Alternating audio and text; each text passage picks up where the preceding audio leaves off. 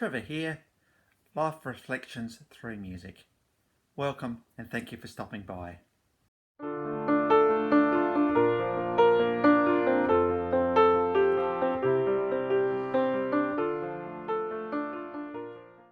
Well, we're continuing on with the Electric Light Orchestra ELO story, and I trust you enjoyed their early days history from last time as we looked at the song Can't Get It Out of My Head. Hauntingly beautiful song from the El Dorado album. Now, there was a couple other people I failed to mention last time that were in the band. One was a Mike Albuquerque, who was the bass player from the start.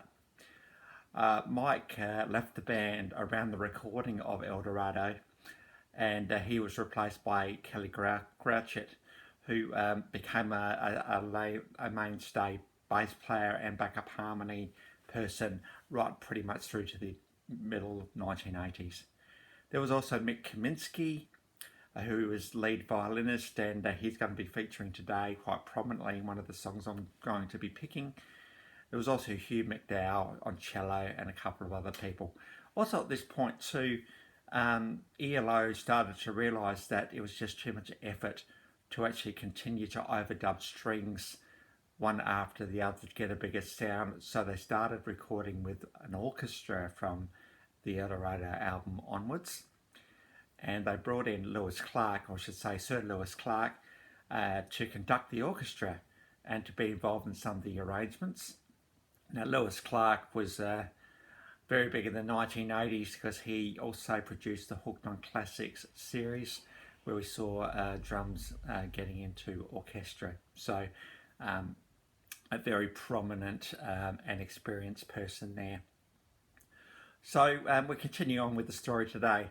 So El Dorado started to establish ELO as a force to be reckoned with.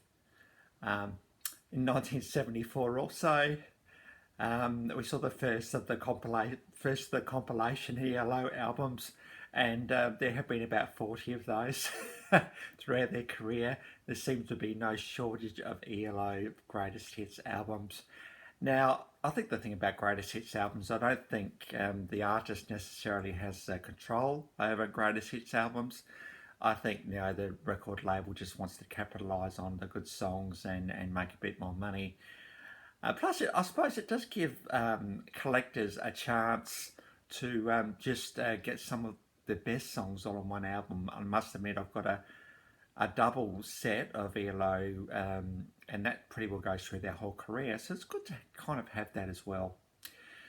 In 1975, they released the Face the Music album. So they had an album in 71, two in 73, one in 74, and one 75.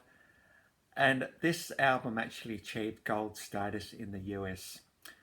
Some songs on this album, Fire and High, which is just really shows how clever these guys are at playing their music. Jeff's guitar playing is amazing.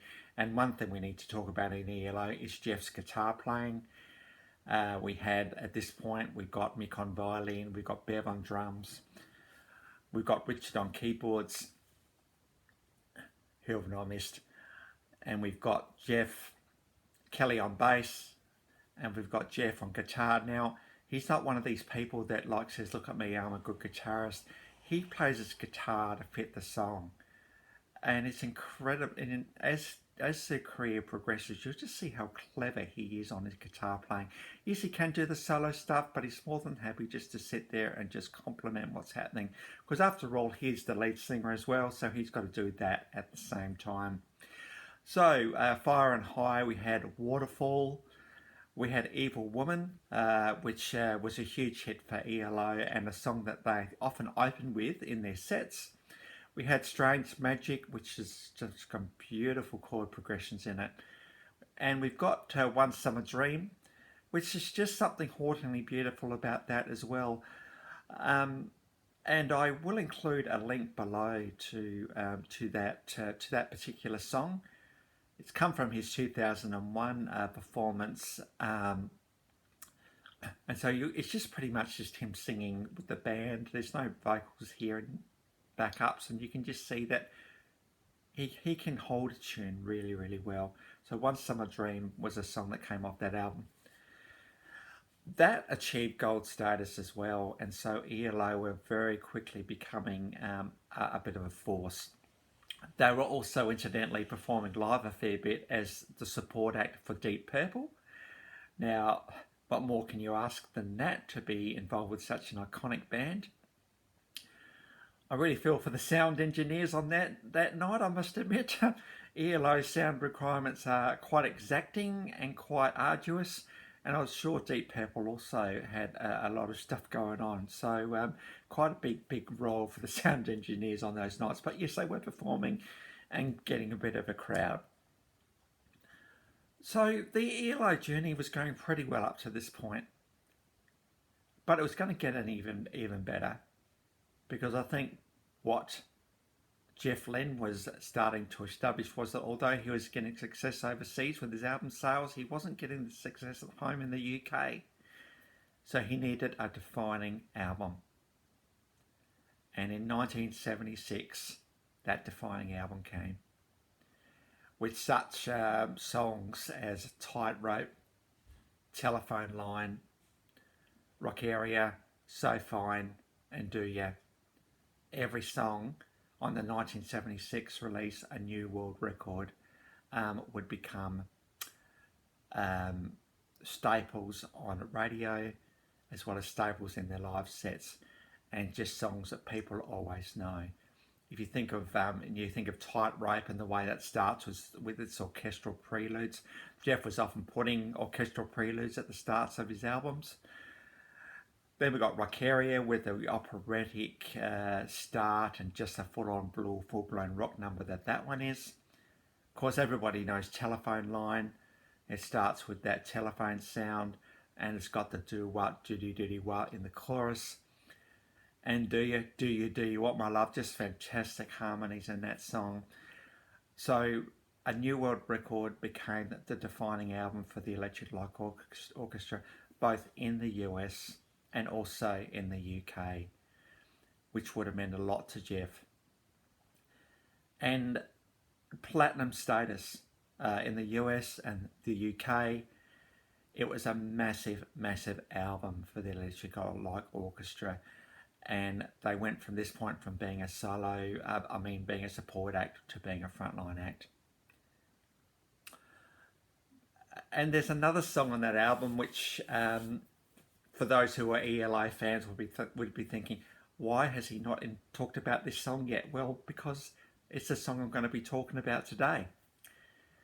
And the minute you hear the violin start off this song, you know exactly what this song is. There's a bit of mystery around what the words are about. I think the interpretation is there for whatever you want it to be. But the song I'm talking about is Living Thing. This song is probably one of the most well-known Electric Light Orchestra songs, and certainly a song that captures all that ELO is to the absolute T. We've got harmonies, we've got just incredible strings, we've got everything that makes ELO actually who they are. And when you think about Living Thing, I think you can look into whatever it is you think the song might be about, but I suppose as I consider this song, you need to think about the fact that we are alive. We're alive. We've got blood pumping through our veins. We've got memories. We've got futures. We've got emotions. We've got thoughts in our head. We've got ideas. We are living, breathing human beings. And even though we're not animals, like animals can't think about their futures or contemplate things, we as human beings can. And I suppose the question for all of us, including myself, is what are we choosing to do with this life, this living thing that we all are? What are we choosing to do? Are we just choosing to perhaps get as much out of life for ourselves as we can? You know, make as much money as we can, exert influence, buy all the really, really expensive stuff, and just lie back and think, I've done well. That's certainly a very attractive way to go. And, you know, a lot of people go that way. Or is there another way?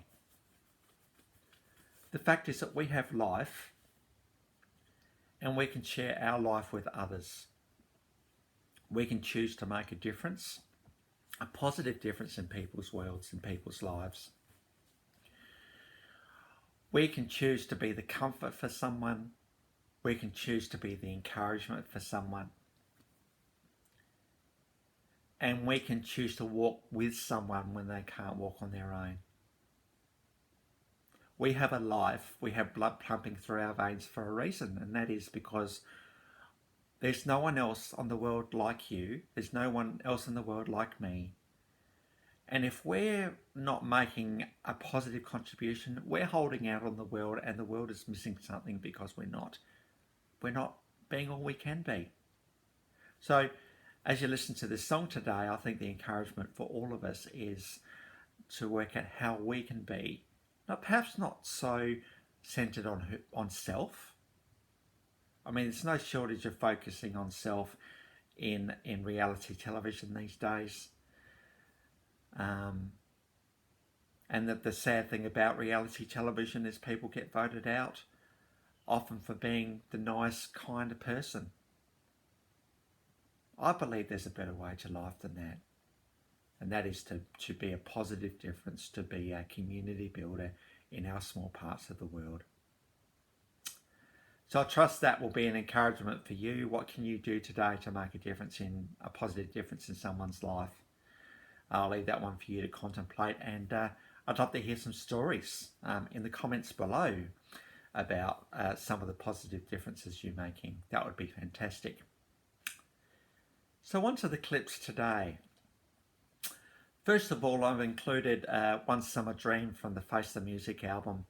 This comes from the 2001 Zoom tour, where we actually saw ELO come back live for the first time for like 15 years. And so it was a bit of an exciting time.